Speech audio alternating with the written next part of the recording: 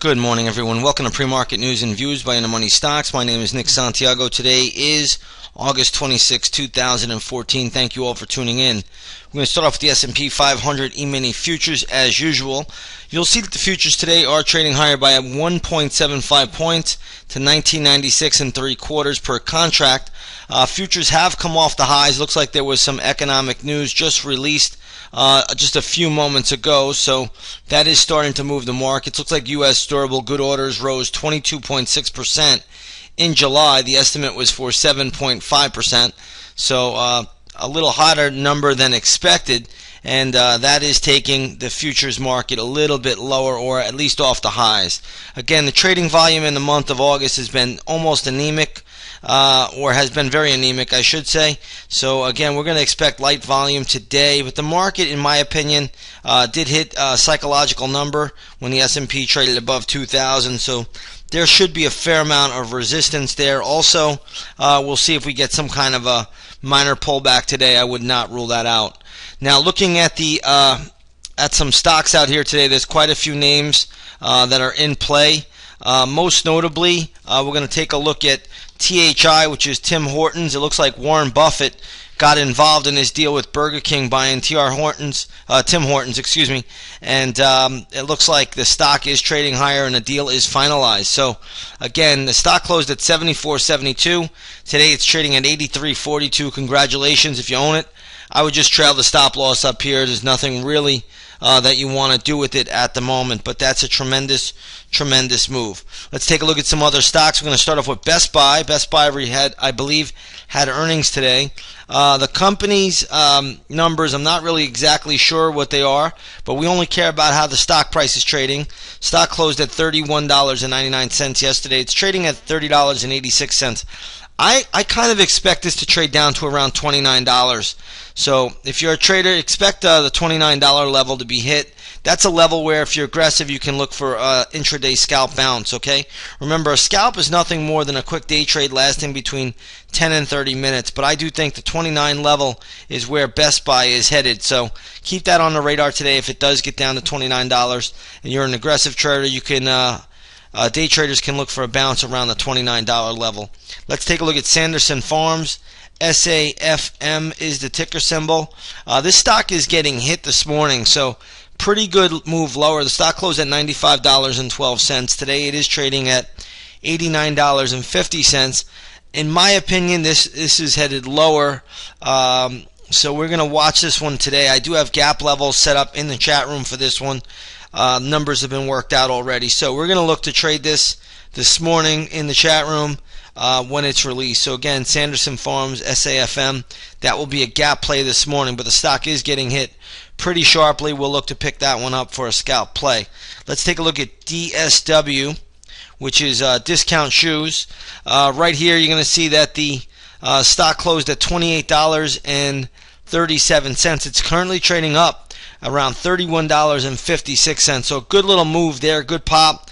Again, I'm going to have some numbers for this one on DSW today. So again, come over to the chat room at 9 o'clock. They will be posted up.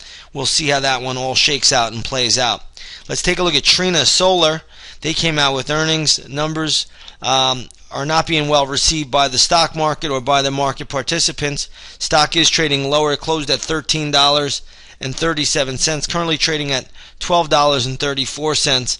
Again, I don't really see a great level on this thing until it gets down to around 1066. There could be a intermediate level of support around 1185, 1186, right around that area. So keep that on the radar if you're an aggressive trader. But in my opinion, your best bet on this one today is going to be around $10.66, $10.65, right in that vicinity. Let's take a look at Movado, the watchmaker. I believe they had earnings also. The stock right now is definitely getting hit. I don't think they met estimates, but who really cares what the estimates are? We care about what the market's doing at the moment. And right now, Movado is trading lower. Stock closed at $44.04. It is now trading at $42.13. I am showing support on my chart around $39.75. So keep that level on the radar. If Movado gets there, there could be a bounce play. Remember, just a quick scalp. around $39.75. There's not much else that I see here. After that level, I wouldn't trade it again until $36.65. But right now, I'll say that the first level of support that I'm seeing is around $39.75. Let's take a look at KANG.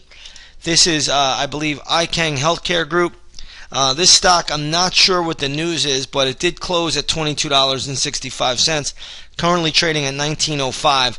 I am showing some support around 18 and a quarter. This is a little bit on the thin side, meaning rarely does it ever trade a million shares, so maybe it overshoots. It's an aggressive level, but I am showing support around 18 and a quarter intraday. Remember, this is a new issue. It's only been around since April of this year, so again, you can't really look at it too deeply, but pretty sharp gap down this morning. I would watch the 18.25 level for the first support level that I'm seeing here intraday. Other than that, I'm not seeing a whole lot else on this stock, so you want to be a little bit cautious, a little bit careful with it. Now, we want to flip our attention here to the gold market. Gold is trading up about $10.40 today to $1,289.30 an ounce. So I'm not really sure what the deal is with gold, but a very, very good move. And gold has gotten a nice little pop. So again, the GLD, which closed at $122.75, right now trading at $123.95. That's a pretty good little move for the GLD, pretty good move for gold futures.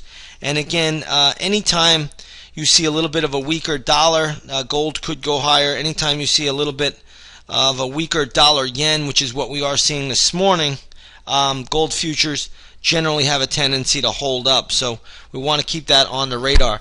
You're also getting a pop today in the crude market. So if you're looking at the October contract of light sweet crude, what you're going to see here is crude futures are trading up 40 cents to $93.75 an ounce. Let's go to the USO, which is a good ETF for trading crude, and you're going to see that's getting a bid above $35, so trading at $35.02 currently. The stock or the ETF closed at $34.87 yesterday. So good little uptick for the USO. Again, my better level for USO, if it does fall, would be around the $34.05 level. I'm not sure we'll see that, but hey, you never know. Oil has been very, very volatile as of late. All right, let's flip over back to the futures. You're going to see that the S&P 500 E-mini futures are trading higher by 2 points. NASDAQ futures are up by about 6 points at the moment, but both are pulling back a little bit. So we'll see what today has in store. Could be one of those days where the market looks to take a little bit of money off the table. The saving grace for the stock market is going to be the light volume. Light volume generally helps keeps markets buoyant, and it keeps them afloat. And really, we don't see any real serious hard selling when the light volume is in play. But with that being said here, everybody, I'm going to leave it here short and sweet. I want to wish you all a great trading day, and we'll see you on the charts.